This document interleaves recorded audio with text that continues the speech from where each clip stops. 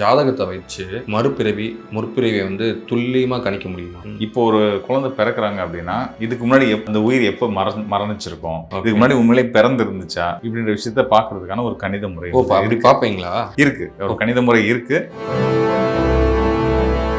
அங்க எதனால அந்த உயிர் வந்து இறப்பு ஏற்பட்டிருக்குன்னு கணிக்க முடியுமா? சனி மற்றும் குருவால அது மரண கண்டம் ஏற்பட்டிருக்கு அப்படின்னா அது என்ன காரணத்தினாலன்றது நம்மளால எளிமையா சொல்ல முடியும் இல்லையா? சொல்ல முடியுமா? கண்டிப்பா சொல்ல முடியும்.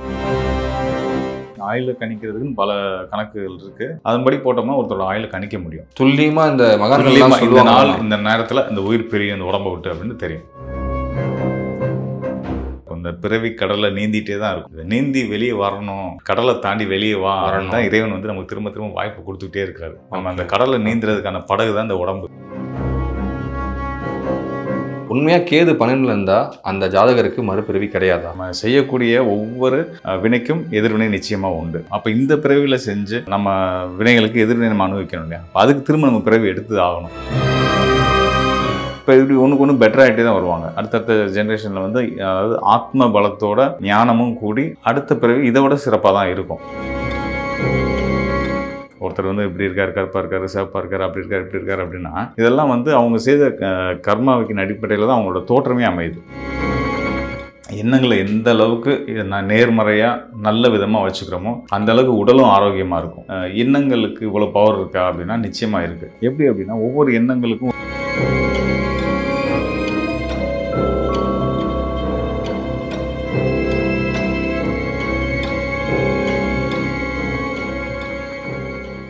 ஸ்பிரிச்சுவல் டாக்ஸ் தமிழ் நேயர்களுக்கு வணக்கம். நான் உங்கள் வினோத் சுப்பிரமணி. இன்றைய ஆன்மீக களம் நிகழ்ச்சியில் மதுரை வரதராஜ பெருமாள் நம்ம கூட இருக்காரு. வணக்கம்ண்ணா. வணக்கம். ஸ்பிரிச்சுவல் டாக்ஸ் தமிழ் நேயர்களுக்கும் என்னோட அன்பான வணக்கங்களை தெரிவிச்சுக்கிறேன். தொடர்ந்து எனக்கு நீங்கள் நிறைய ஆதரவு கொடுத்துட்ருக்கீங்க.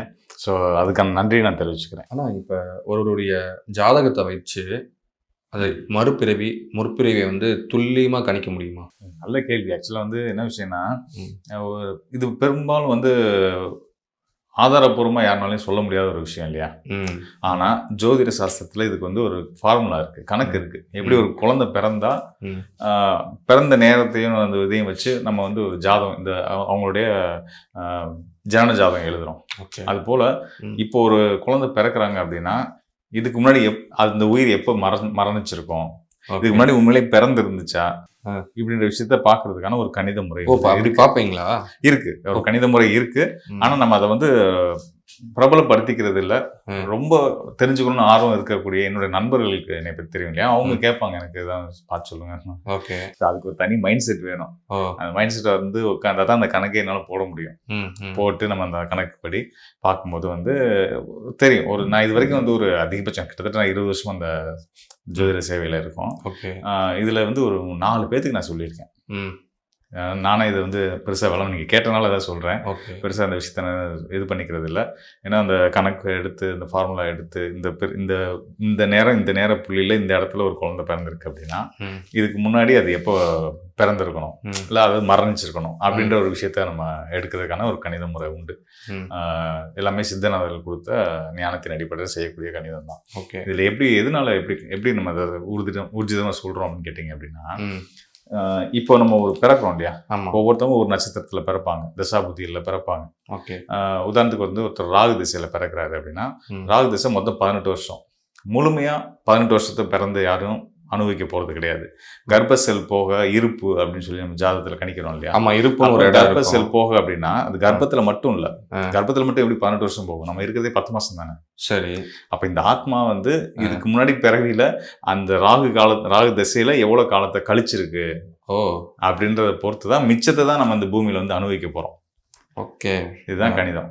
ஸோ அப்போ அந்த கழிச்ச அந்த காலம் இருக்குல்ல, அதுதான் அவங்களோட முற்பிறவியோட முடிவு காலம். ஆமாண்ணா. இப்போ நான் இந்த இடத்துல ஒரு சின்னதாக திரும்பவும் நான் கேட்டுக்கிறேன். இப்போ வந்து சனி திசையில் ஒருத்தர் பிறந்திருக்காரு. அந்த இடத்துல சனி திசை 16 வருடம் இத்தனை மாதம்னு ஒரு இடத்துல கோட் பண்ணியிருக்காங்க. கீழே வந்து இருப்புன்னு சொல்லிட்டு நீங்க சொன்ன அந்த இருப்புன்னு போட்டு இதை பேஸ் பண்ணியிருக்காங்க, இது பண்ணியிருக்காங்க. இது வந்து நடக்க போறது. அப்ப சனி திசை மொத்தம் எத்தனை வருஷம்? 19 வருஷம். 19. அப்ப அடுத்த அவங்க பிறக்கும் போது சனி திசை 16 தான் காட்டுது. 16.6 மாசமா இதை போட்டிருக்காங்க. அப்ப அப்படின்னா அந்த முற்பிறவியில அந்த 2 வருஷம் 3 வருஷம் கழிச்சிட்டாங்கன்னு அர்த்தம். கழிச்சிட்டாங்க. அவங்க இறக்கும் போது அந்த சனி திசையில முடியக்கூடிய அந்த ஆரம்பிச்சு ஒரு குரு புத்தி நடந்துட்டு இருக்கிற நேரத்துல அந்த உயிர் வந்து அங்க இருந்து கிளம்பி இருக்கு, அந்த உடலை விட்டு வெளியே வந்திருக்கு. ஓகே. இது எப்படிண்ணா இது கிரகங்கள வச்சு நீங்க அத கணிக்கிறது? அது எப்படி அது சாத்தியம்? அதுதான் புரியல. நம்ம பிறந்த நேரம் போதும். பிறந்த நேரம் போது நம்மளோட முற்பிறவியோட மரணத்தை தெரிஞ்சுக்கலாம். அந்த மரணத்தை ஒன்றும் ரிவர்ஸ் சைக்கிள் தான், ஒன்றும் இல்லை, இது பெரிய விஷயம் கிடையாது. இப்போ நம்ம முன்னோக்கி மட்டும் பார்த்துட்டு இருக்கிறத தாண்டி கொஞ்சம் இன்னும் திரும்பி பார்க்குற கணக்கு இது. ஓகே. இதே கணக்கு அதை ரிவர்ஸில் போடுவோம்.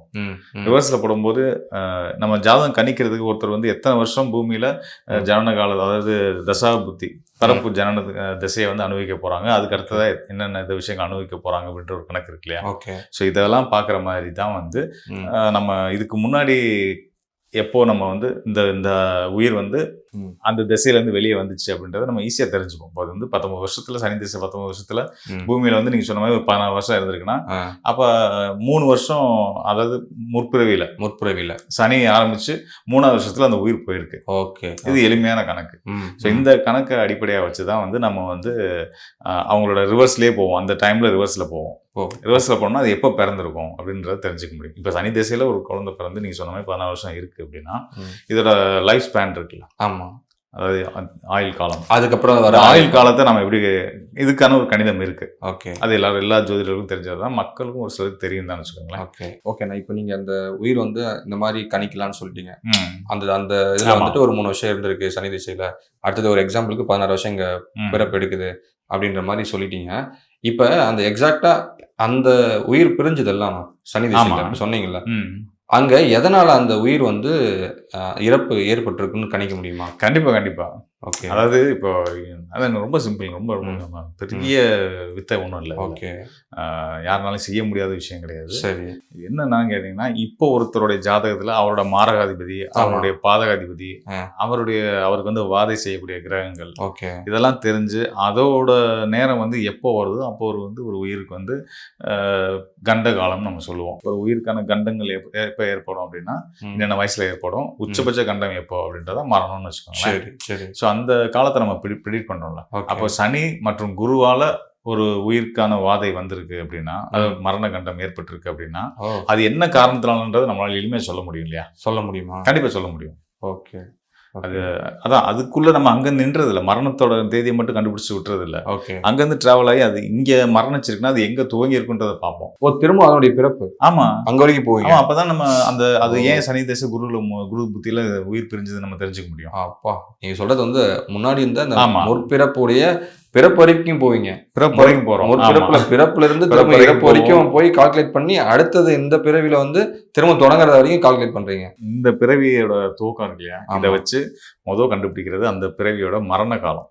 ஓகே. இறுதி காலத்தை கண்டுபிடிக்கிறோம். ஓகே. ஸோ அதுதான் இறுதி காலமா இருக்குன்னா, அங்கிருந்து இன்னொரு ஃபார்முலா கால்குலேஷன்ஸ், அது வந்து அந்த மரணத்துக்கு காரணமா இருந்த அமைப்பை வச்சு அவங்களோட பிறப்பை கண்டுபிடிக்கிறோம். அது எத்தனை வருஷம் வாழ்ந்தாங்க, எத்தனை வருஷத்துல வந்து என்னென்ன அனுபவங்கள் அவங்க வாழ்க்கையில் இருந்து, என்ன மாதிரி துறை சார்ந்த தொழிலில் இருந்தாங்க, அவங்களுடைய ஃபேமிலி லைஃப் எப்படி இருந்துச்சு, சமூகத்தில் அவர் எப்படிப்பட்ட நபராக இருந்தார், இதெல்லாமே அதில் தெரியும். பக்காவாக சொல்ல முடியும். தெரிஞ்சிடும். எப்பா இருக்குண்ணா, ஆயுள கணிக்கிறதுக்குன்னு பல கணக்குகள் இருக்கு. ஓகே. அதாவது ஃபார்முலாஸ் இருக்கு. அதன்படி போட்டோம்னா ஒருத்தரோட ஆயுள கணிக்க முடியும்.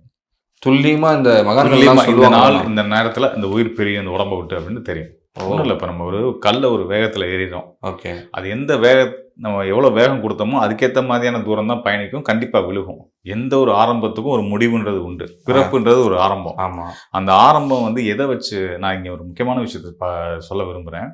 அதாவது பிறப்புன்றது ஒரு ஆரம்பம், அந்த ஆரம்பத்துக்கு ஒரு முடிவு நிச்சயமாக உண்டு. அப்போ அந்த பிறப்பு வந்து நீண்ட தூரம் பயணித்து நல்ல ஆரோக்கியமான சந்தோஷமான வாழ்க்கையை வாழணும் அப்படின்னா அது யாரோட கையில் இருக்குது அப்படின்னு கேட்டிங்கன்னா, தாய் தகப்பனோட கையில் இருக்குது. ஒரு தாய் தகப்பனுடைய ஆரோக்கியம் இருக்கு பாருங்க. ஆமாம். அதுதான் நல்ல விதமான ஆண் பெண் கூட்டுறவுக்கான காரணையா இருக்கும். அந்த நல்ல ஆண் பெண் கூட்டுறவு தெய்வ பக்தியோட கூடுதலா இருக்கும் பட்சத்துல, நல்ல ஆரோக்கியமான ஆணும் பெண்ணும் தாம்பத்திய வாழ்க்கையில் ஈடுபடும் பட்சத்துல, அது மனசளவுல உடல் அளவுல ஆரோக்கியமாகவும் மனசளவுல தெய்வ பக்தியோடையும் அந்த ஆணும் பெண்ணும் கூடும்போது அப்ப பிறக்கக்கூடிய ஆத்மா இல்லையா, உயிர் இருக்கு, பிறப்பெடுக்குது இல்லையா, அதுதான் வந்து தீர்க்க ஆயுளோட பரிபூர்ணமான மகிழ்ச்சியோட சந்தோஷமான வாழ்க்கை வாழும். அப்பா, அதனால ஒவ்வொரு ஆணும் பெண்ணும் கணவனும் மனைவியும் தன்னோட ஆரோக்கியம், தன்னோட மனநிலை இதெல்லாத்தையும் நல்லா வச்சுக்கிட்டு தாம்பத்திய வாழ்க்கையில் ஈடுபடுறது நல்ல குழந்தைய கிடைக்கிறதுக்கான ஒரு பெரிய வாய்ப்பு. ஆரோக்கியமான என்ன சொல்கிறது, தெய்வாம்சம் பொருந்தி ஒரு குழந்தை கிடைக்கணும் அப்படின்னா உங்களோட ஆரோக்கியமும் உங்களுடைய மனநிலையும் ரொம்ப முக்கியம். ஓகே, நீங்கள் சொல்லும் போதே நான் ஒரு விஷயத்த மறந்துட்டேன். இதனுடைய கொஸ்டினுடைய கோர் என்னன்னா, முற்பிறவியையும் கணிக்க முடியும்னு சொல்லிட்டீங்க. இப்போ மறுபிறவி வரைக்குமே இதை மறுபிறவி இருக்கா இல்லையான்னு கூட பார்த்துடலாம். கண்டிப்பாக அதில் இருக்குன்றதுல சந்தேகமே கிடையாது. புரியல. மறுபிறவி கண்டிப்பான முறையில் இருக்குன்றதுல எந்த சந்தேகம் கிடையாது. இருக்குதான். ஏன்னா ஒவ்வொரு வினைக்கும் எதிர்வினை உண்டு. ஸோ அதுதான் வந்து நவீன அறிவியல் சொல்றது அதுதான், நம்மளுடைய மெய்யியல் சொல்றது அதுதான். ஸோ அந்த வகையில் இந்த பிறவியில் செஞ்சு நம்ம செய்கிற வினைகளுக்கு ஏற்ப அதுக்கேற்ற ஒரு விஷயத்த நம்ம அடுத்த பிறவியில் அனுபவிப்போம். ஓகே. இந்த உடலுக்கு தான் அழிவை தவிர்த்து உயிருக்கு கிடையாது. அது வந்து வேற வேற தலங்களுக்கு மாறி மாறி களங்களுக்கு மாறி மாறி போயிட்டே தான் இருக்கும். டிராவல் ஆகிட்டே தான் இருக்கும். இந்த பிறவி கடலை நீந்திட்டே தான் இருக்கும். இதை நீந்தி வெளியே வரணும், கடலை தாண்டி வெளியே வரணும் தான் இறைவன் வந்து நமக்கு திரும்ப திரும்ப வாய்ப்பு கொடுத்துக்கிட்டே இருக்காரு. நம்ம அந்த கடலை நீந்துறதுக்கான படகு தான் இந்த உடம்பு. ஓகே. இந்த உடம்பை படகாக பயன்படுத்தி நம்ம கடந்துக்கிட்டே இருக்கோம். ஒவ்வொரு ஸ்டெப்பாக தாண்டி தாண்டி வந்துட்டு இருக்கோம். இந்த தாண்டி நம்ம இறைவன் வந்து பிறவியோட நோக்கம் பலர் என்னென்னு கேட்பாங்க, யோசிப்பாங்க, காரணம் தெரியாமல் முடிச்சுட்டு இருப்பாங்க. பிறவியோட நோக்கம், நம்ம ஒருத்தரும் பிறவி எடுக்கிற நோக்கம் என்ன தெரியுமா? இனிமேல் பிறவாமல் இருக்கிறதுக்கான வாய்ப்பை தெரிகிறது தான். இது வந்து மெய்யியல் சொல்லக்கூடிய விஷயம், அதாவது சித்தநாதர்கள் சொல்லக்கூடிய விஷயம் அதுதான். ஏன் இறைவன் உன்னை படைக்கிறான் அப்படின்னா, இனிமேல் நீ பறக்காம இருக்கிறதுக்காக உன்னை படைக்கிறான். இந்த விஷயத்த புரிஞ்சுக்கிட்டோம் அப்படின்னோம்னா வாழ்க்கை எளிமையாயிடும். ஆனால் அந்த கேது 12ல் இருந்தா இந்த மாதிரி மறுபிறவி இல்லை அப்படின்னு சொல்லிட்டு நிறைய சொல்றாங்க. அதாவது சில ஜோதிடர்களும் சொல்றாங்க. ஸோ உண்மையாக கேது 12ல் இருந்தால் அந்த ஜாதகருக்கு மறுபிறவி கிடையாதா? ஆமாம், நீங்கள் சொன்ன மாதிரி நிறைய ஜோதிடர்கள் அதை சொல்லிட்டு தான் இருக்கிறாங்க. அதை கேட்டுட்டு வந்து நிறைய பேர் எனக்கு வந்து மறுபிறவி இல்லைன்னு சொல்லியிருக்காங்க அப்படின்னு சொல்லி ஜாதக நோட்டெலாம் காமிச்சு கேட்பாங்க. ஸோ எனக்கு வந்து நம்ம அந்த சித்தர் மார்க்கத்தில் தொடர்ந்து பயணிச்சுட்டு இருக்கிறதுனால வந்து எனக்கு ஜோதிடத்துக்கு முன்னாடியே வந்து பார்த்திங்கன்னா மெய்யியல் நல்லாவே புரியும். மெய்யியல் அப்படின்றது வந்து சித்தர்கள் கொடுத்த உயிர் மற்றும் உடல் தத்துவங்கள் தான். ஸோ அப்போ வந்து அது ஒரு உயிர் எப்படி எந்த நிலைக்கு போகும், உடல் எப்படி இயங்குதுன்ற விஷயங்கள்லாம் சொல்லக்கூடியதான் வந்து சித்தருடைய மெய்யியல் தத்துவம். அதில் இருக்க காரணங்கள் அவங்களுக்கு பின்னாடி சொல்கிறேன். அதுக்கு முன்னாடி ஜோதிடர் ஏன் வந்து கேது வந்து 12ஆம் இடத்துல இருந்தால் ஒருத்தருக்கு வந்து அடுத்த பிறவி இல்லைன்னு சொல்கிறாங்கன்னு கேட்டிங்க அப்படின்னா, 12ஆம் இடம்ன்றது வந்து மோட்சஸ்தானம். மோட்சஸ்தானம்னா முக்தி அடைகிற ஒரு இடம்னு வச்சுக்கோங்களேன். ஸோ அந்த ஸ்தானத்தில் மோட்சக்காரகன்னு சொல்லக்கூடிய கேது வந்து அமரும்போது வந்து அந்த பிறவி எடுத்தவருக்கு, அந்த ஜாதகருக்கு அந்த பிறவியோட அதுக்கப்புறம் மோட்சத்துக்கு போயிடுவாங்க. மோட்சம் இல்லை அப்படின்ற ஒரு நிலை, அதாவது அடுத்த பிறவி இல்லைன்ற நிலைக்கு வந்துடுவாங்கன்னு சொல்கிறாங்க இல்லையா? ஆனால் அப்படி கிடையாது. நம்ம செய்யக்கூடிய ஒவ்வொரு வினைக்கும் எதிர்வினை நிச்சயமாக உண்டு. ஸோ அப்படி அடிப்படையில் இந்த பிறவிலையும் நம்ம நிறைய விஷயங்கள் செய்திருப்போம். நல்லதும் செஞ்சுருப்போம், கெட்டதும் செஞ்சுருப்போம், அறியாமலும் நிறைய நல்லதும் கெட்டதும் நம்ம செஞ்சுருப்போம். அதனால் வந்து நம்ம அந்த செய்த ஒவ்வொரு வினைக்குமான எதிர்வினை நம்ம ஃபேஸ் பண்ணி தான் ஆகணும், எதிர்கொண்டு தான் ஆகணும். அப்போ இந்த பிறவியில் செஞ்சு நம்ம வினைகளுக்கு எதிர்வினை நம்ம அனுபவிக்கணும் இல்லையா? அப்போ அதுக்கு திரும்ப நம்ம பிறவி எடுத்து ஆகணும். அதனால தான் திருவள்ளுவர் என்ன சொல்கிறாரு, பிறவி பெருங்கடல் நீந்துவார் நீந்தாதார்னு சொல்கிறாரு. அதாவது யார் இறைவனோட திருவடியை பிடிக்கிறாங்களோ அவங்க தான் பிறவி பெருங்கடலை தாண்ட முடியும். ஸோ இறைவனோட திருவடியை பிடிக்கிறது அப்படின்றது வந்து பார்த்திங்கன்னா, இது வந்து மெய்யியல் அட்டாங்க யோகத்தில் வரக்கூடிய, அட்டாங்க பயிற்சியில் வரக்கூடிய, அங்கியோக பயிற்சியில் வரக்கூடிய ஒரு விஷயத்தை தான் திருவள்ளுவர் அங்கே சொல்கிறாரு. பிறவி பெருங்கடல் நீந்துவார் நீந்தாதார் இறைவனடி சேராதார். அதாவது இறைவனடி அப்படின்றது நம்ம மரணம்னு நினச்சிக்கிறோம். நம்ம இன்றைக்கி மரணிக்கிறவங்களையுமே வந்து இறைவனடி சேர்ந்தாருன்னு நம்ம சொல்லிடுறோம். ஆக்சுவலாக மரணமும் இறைவனடி சேர்றதும் ஒன்றானா கிடையாது. நம்ம மரியாதைக்காக நம்ம சொல்கிறோம். ஒரு உயிர் ஆத்மா நம்மளோட இருந்த உயிர் பிரிஞ்சவொடனே ஒரு இறைவன்கிட்ட போயிட்டாங்கன்ற சொல்கிறத இறைவனடி சேர்ந்துட்டான்னு சொல்கிறோம். ஆக்சுவலாக மெய்யியல் தத்துவப்படி அங்கியோக பயிற்சி முறையில் ஒரு இறைவனோட திருவடி அடைகிறது அப்படின்றது மூலாக்னியிலேருந்து உயிர் ஆற்றல் மூலாக்னி வந்து புறப்பட்டு மேல் எழும்பி வந்து அது இங்கே ஆங்கை சக்கரம், சகசிராரம் 7வது சக்கரம், அங்கே தான் இறைவனோட அந்த 1000 இதழ் தாமரைன்னு சொல்லுவாங்க சகசிர சக்கரத்தை. ஸோ அங்கே தான் வந்து அவருடைய பாதம் வந்து இருக்கும். ஸோ அந்த அடியை, அதாவது உச்சிக்கு மூலாக்னியை கொண்டு வர்றது தான் வந்து திருவள்ளுவர் சொல்லக்கூடிய இறைவன் அடியை சேர்றது. ஸோ அதை செய்கிறவங்க தான் வந்து பிறவி பெருங்கடல் நீந்தி அடுத்த பிறவியும் மரணமும், அதாவது இறப்பும் பிறப்பும் மற்ற நிலைக்கு போய் இறைவனின்னு சொல்கிறது அதுதான். ஸோ அந்த நிலையை அடைவாங்க. மற்றபடி அந்த அங்கியோக பயிற்சி செய்யாத யாரும் திரும்ப பிறந்து தான் ஆகணும். இதுதான் விதி. ஆனால் பொதுவாக ஒன்று சொல்லுவாங்கல்லண்ணா, இப்போ ஒரு பிறப்பு எடுக்கிற ஒரு ஆத்மாவும் ஒரு உடல் எடுக்கிற ஒரு ஆத்மாவும் வந்து அவங்களுடைய பரிணாம வளர்ச்சிக்கு ஏற்ற மாதிரி அந்த பயிற்சிகள் செய்யாமல் கூட அவங்களுடைய பரிணாம வளர்ச்சிக்கு ஏற்ற மாதிரி நீங்கள் சொல்கிற அந்த முக்தியோ ஞானமோ அடைகிறாங்கல்ல, பிறப்பு எடுக்காத நிலைக்கு போகிறாங்க, அந்த பிறவியில் முக்தி அடைஞ்சிடறாங்க, அடுத்தது பிறவி இல்லை அப்படின்ற மாதிரியான விஷயங்கள் கூட மகான்கள் சொல்கிறாங்கல்ல, அதை பற்றி என்ன நினைக்கிறீங்க? இல்லை, அது நடக்கும் தான். பிறவியற்ற நிலைன்றது நடக்கும். ஆனால் யாருக்கு அது இப்போ சம காலத்தில் யாரும் அந்த அளவுக்கான ஒரு உன்னதமான நிலையில் பிறந்திருக்காங்களான்னு தெரியல. இன்னைக்கு பிறக்கலாம், நாளைக்கு பிறக்கலாம், இனி வர காலங்கள் அப்படி பிறக்கலாம். இதுக்கு முன்னாடி பிறந்திருக்காங்க. அவங்கள தான் நம்ம சித்தநாதர்களை சொல்கிறோம். மகான்களாகவும் சொல்கிறோமா? மகான்கள் வேற, நிறைய வித்தியாசங்கள் இருக்கு. குருமார்கள், ஆச்சாரியர்கள், சித்தர்கள், சித்தநாதர்கள், இப்படி துறவிகள், முனிவர்கள், இதெல்லாம் நிறைய வித்தியாசம். ஒன்றுக்கு ஒன்று வித்தியாசங்கள் நிறைய உண்டு. உச்ச நிலை அப்படின்றது சித்தநாதன் அப்படின்றது தான். சித்தநாதன், ஆமாம், அதுதான் உச்ச நிலை. அவங்கள தான் நம்ம வந்து 18 சித்தர்களாக அந்த சித்தநாதர்கள் நம்ம நினைக்கிறோம் இல்லையா? அவங்க தான் அந்த உச்ச நிலையை தொட்டவங்க. அவங்களே மற்றவங்க எல்லாருமே வந்து பார்த்தீங்கன்னா ஞானத்தில் உயர்ந்தவங்க, பக்தியில் உயர்ந்தவங்க, ஒரு நல்ல விஷயங்களை மக்களுக்காக சொன்னவங்க. ஆனால் வந்து அவங்க வந்து அந்த சித்தநாதன்ற நிலைக்கு அடுத்த நிலையில் இருக்கிறவங்க தான். வெவ்வேறு நிலைப்படி படிநிலைகள் இருக்குது, அதில் இருக்கிறவங்க தான். ஸோ இப்போ ஒரு உயிர் வந்து நீங்கள் சொன்ன மாதிரி வந்து ஒவ்வொரு பிறவிக்கும் அடுத்தடுத்த முன்னேற்றங்கள் போயிட்டு தான் இருக்கும். நம்ம எப்படி வயசு, நீங்கள் போன வருஷம் ஒரு வயசு இருக்குது, அதுக்கு அடுத்த வருஷம் ஒரு வருஷம் கூடி இன்னொரு வயசு வரும்போது இது வந்து வளர்ச்சி தானே. இது மாதிரி நம்மளோட பிறவிக்கும் வளர்ச்சின்றது இருக்கும். இந்த பிறவி முழுக்க நம்ம என்ன விஷயங்கள் நம்ம எடுத்துக்கிறோமோ, கற்றுக்கிறோமோ, எதில் நம்ம நிபுணத்துவம் ஞானம்லாம் அடையிறோமோ, அதோட தான் அடுத்த பிறவிலே பிறப்போம். அந்த மெச்சூர் இப்போ நம்ம சொல்லுவோம் இல்லையா, என் குழந்தை என்னோட பெரிய அறிவாக இருக்குது, இப்போயே பயங்கரமாக சிந்திக்குது அப்படின்னு. இப்போ இப்படி ஒன்றுக்கு ஒன்று பெட்டர் ஆகிட்டே தான் வருவாங்க. அடுத்தடுத்த ஜென்ரேஷனில் வந்து அதாவது ஆத்ம பலத்தோட ஞானமும் கூடி அடுத்த பிறவி இதை விட சிறப்பாக தான் இருக்கும். ஸோ அது என்ன சிறப்பாக்கிக்கிறதும் நம்ம கையில் இல்லை, கெட்டதாக்கிறது நம்ம கையில் இல்லை. எல்லாமே அதுக்கு முந்தின பிறவியோட கர்ம வினை, ஊழ்வினைகளை தான் நம்ம அனுபவிச்சிருக்கோம், இந்த பிறவியில் அனுபவிச்சிருக்கோம். அப்போ படிப்படியாக நம்ம செஞ்ச நல்லதுக்கு ஏற்ப நல்ல விஷயம், நல்ல வாழ்க்கையும், நம்ம செஞ்ச கெட்டதுக்கு ஏற்ப சிக்கல்களையும் நம்ம அடுத்த பிறவிலையும் அனுபவிக்க தான் போகிறோம்.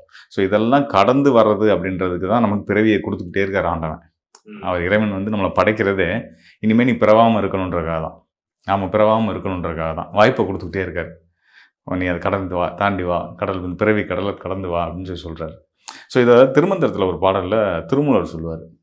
ஒரு உயிர் வந்து விண்ணின்று எழுந்து வினைக்கீடாய் மேய்க்கொண்டுன்னு சொல்லுவார். நம்ம வந்து ஆத்மா வந்து ஒரு உடலை விட்டு உயிர் பிரிஞ்சிருது அப்படின்னா அது ஒரு குறிப்பிட்ட காலத்துக்கு அப்புறம் திரும்ப வந்து உடல் எடுக்கும் இல்லையா, உயிர் எடுக்கும்ல. ஸோ அப்போ அது வந்து பறவெளியில் விண்ணிலிருந்து உள்ளே இறங்கி உள்ளே வந்து தாயோட கர்ப்பப்பைக்குள்ளே போய் அங்கே இருந்த மாதிரி நம்மளோட முன்வினைக்கேற்ப, அதாவது வினைக்கேற்ப மெய்கொண்டு நம்ம என்னென்ன செஞ்சோமோ அதுக்கேற்ப தான் நம்ம மெய்யின உடல். நம்ம உடல் எடுக்கிறதே வந்து பார்த்திங்க அப்படின்னா நம்மளோட முன் வினைகளுக்கு ஏற்ப தான். ஒருத்தர் வந்து இப்படி இருக்கார், கருப்பாக இருக்கார், சிவப்பாக இருக்கார், அப்படி இருக்கார், இப்படி இருக்கார் அப்படின்னா இதெல்லாம் வந்து அவங்க செய்த கர்மாவின் அடிப்படையில் தான் அவங்களோட தோற்றமே அமையுது. ஒரு பிறவிலையும் செய்த பாவ புண்ணியங்களுக்கு ஏற்ற அது என்ன செய்யணும் என்ன செய்யக்கூடாதுன்னு நமக்கு தெரியாது. நம்மளால் எதுவுமே இங்கே செய்ய முடியாதுன்றதான் உண்மை. அதனால் கூடுமான வரைக்கும் நம்ம ஒன்று செய்யலாம், எல்லாத்துக்கும் நல்லது நினைக்கலாம், வாழ்க்கையை ரொம்ப எளிமையாக்கலாம். வாழ்க்கை ரொம்ப எளிமையான விஷயம்தான். எனக்கு ஒரு ஆண்டவன் ஒரு வாழ்க்கையை கொடுத்துருக்காரு. இந்த வாழ்க்கையை நான் சந்தோஷமாக மகிழ்ந்து வாழ்ந்து யாருக்கும் தொந்தரவு இல்லாமல் என்னோட சந்தோஷத்துக்கு அடுத்தவங்க தொந்தரவு பண்ணுறதுன்றதெல்லாம் வந்து கண்டிப்பான முறையில் ஏதாவது ஒரு வகையில் நமக்கு வந்து அடுத்த பிறவியில் சில சிக்கல்களை கொடுக்கும், எதிர்வினைகள் கொடுக்கும். அது இந்த பிறவிலையும் சில விஷயங்களில், அதாவது இறுதி காலங்களில் வந்து சில தொந்தரவுகளை கொடுக்க தான் செய்யும். எண்ணங்கள் தான் வந்து நம்ம வாழ்க்கைக்கு மிக முக்கியமான சக்கரம், காலச்சக்கரம் மாதிரி. வாழ்க்கையை நம்ம நகர்த்தக்கூடியது வந்து எண்ணங்கள் தான். ஸோ அந்த எண்ணங்களை நம்ம சரியாக வச்சுக்கிட்டோம்னா நம்மளுடைய கடைசி காலங்கள் வந்து ரொம்ப சிறப்பாக நிம்மதியாக சந்தோஷமாக இருக்கும். இல்லாத பட்சத்தில் அதுவும் ஒரு நெருக்கடியான ஒரு எண்ணங்களே நமக்கு வந்து விஷமாக மாறும். நல்ல எண்ணங்கள் நல்ல விஷயங்களாக நமக்குள்ளே மாறி அது நல்ல என்ன சொல்கிறது நல்ல தன்மைகளை நமக்கு கொடுக்கும். கெட்ட எண்ணங்கள் நமக்குள்ளே வந்து விஷமாக மாறி நம்ம உடலையே துன்பப்படுத்தும். ஸோ அதனால் இந்த கெட்ட எண்ணங்கள் தவிர்த்து நல்லதை மட்டும் சிந்திக்கின்ற ஒரு கோட்பாடோட குறிக்கோளோடு இருந்தோம்னா போதும். அதுவே வந்து நம்மளை நல்ல பாதையில் அடுத்தடுத்த பிறவிக்கும் உபயோகப்படுத்தி நம்ம கொண்டு போக முடியும். ஆனால் அந்த எண்ணங்கள் பற்றி சொன்னதுனால கேட்குறேன். அதாவது இப்போ நீங்கள் சொன்னீங்கல்ல, நல்ல எண்ணங்கள் உடலை வந்து துன்புறுத்தாது, கெட்ட எண்ணங்கள் உடலை துன்புறுத்தணும். இப்போ கெட்ட எண்ணங்களால தான் உடலில் நோய்கள் ஏற்படுது அப்படின்ற ஒரு கூற்று கூட இருக்குது. அது உண்மைதானா? நிச்சயமா. நம்ம எண்ணம் எதுவோ அதுதான் வாழ்க்கை. எல்லா பெரியவங்களும் சொல்லியிருக்காங்க, சித்தநாதர்களும் மெய்யியல் தத்துவங்கள் அதான் சொல்லியிருக்கிறாங்க. அதனால் வந்து நம்ம எண்ணங்களை எந்த அளவுக்கு நேர்மறையாக நல்ல விதமாக வச்சுக்கிறோமோ அந்த அளவுக்கு உடலும் ஆரோக்கியமாக இருக்கும். அதாவது எண்ணங்களுக்கு இவ்வளோ பவர் இருக்கா அப்படின்னா நிச்சயமாக இருக்குது. நம்ம எண்ணம் எதுவோ அதுதான் வாழ்க்கை. எப்படி அப்படின்னா ஒவ்வொரு எண்ணங்களுக்கும் ஒரு கெமிக்கல் ரியாக்ஷன்ஸ் நமக்குள்ள நடக்கும் இல்லையா. இப்போ நீங்கள் பதட்டப்படும் போது, கோவப்படும் போது ஒரு விதமான கெமிக்கல் ரியாக்ட் ஆகி நம்ம அது உடம்புல ரியாக்ட் பண்ணும். அது எண்ணம் தான். ஒரு கோவமோ நீங்கள் வெளிக்காட்டினா கூட ஒரு கவலையோ பயமோ வந்து உங்கள் உடலுக்கு தெரியும். ஸோ அது மாதிரி அந்த அன்பு அப்படின்ற உணர்வுக்கு எதிரான எண்ணங்கள் தான் வந்து கோபம், பொறாமை, போட்டி, வஞ்சம், இதெல்லாம். அந்த அன்பு அப்படின்றது வந்து பார்த்தீங்க அப்படின்னா வந்து ஏஞ்சல் சைடு, தெய்வீகத்தன்மை கொண்டது.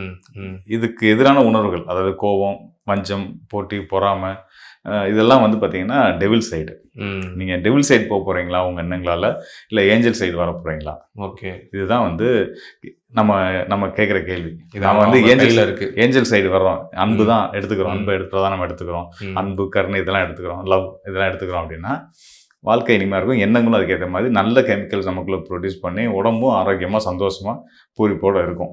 அதுக்கு நேர் எதிரான அந்த போட்டி, வஞ்சம், கோபம், பொறாமை, இந்த குணங்கள்லாம் எடுத்துக்கிட்டோம் அப்படின்னா வந்து அதுக்கேற்ற மாதிரியான கெமிக்கல்ஸ் தான் ப்ரொடியூஸ் பண்ணோம். அது கண்டிப்பாக உடம்பு ஒரு நாள் அழிக்கும். ஓகேண்ணா. இப்போ ஃபைனலாக என்னென்னா, இப்போ 12 வந்து கேது இருந்தால் அவங்களால முக்தினா அடைய முடியாது, சாரி மறுபிறவினா அவங்களுக்கு இல்லைன்னு சொல்ல முடியாது அப்படின்னு தான் என்னுடைய கேள்வி.